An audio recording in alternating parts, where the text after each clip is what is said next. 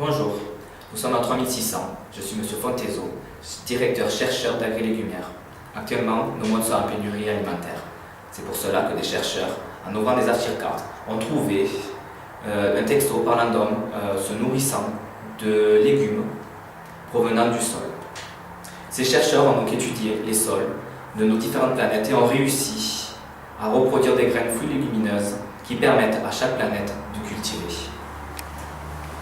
De nos jours, plus personne ne connaît la manière de travailler le sol. Alors, mes collègues et moi-même, nous enseignons lors de la cultivation à nos élèves venant de différentes planètes. Nous allons également sur ces différentes planètes pour donner nos connaissances et transmettre nos différentes méthodes de cultivation. Grâce à nous, nous allons remettre un métier au goût du jour. C'est l'agrispace, anciennement dit l'agriculteur. Ça permettra aussi aux élèves de cultiver pour eux-mêmes.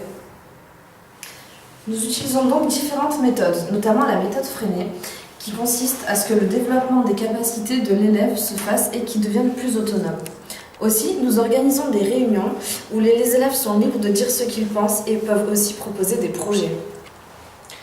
Les élèves, évidemment, suivent des cours basiques comme les mathématiques, les lingua ou le sportica.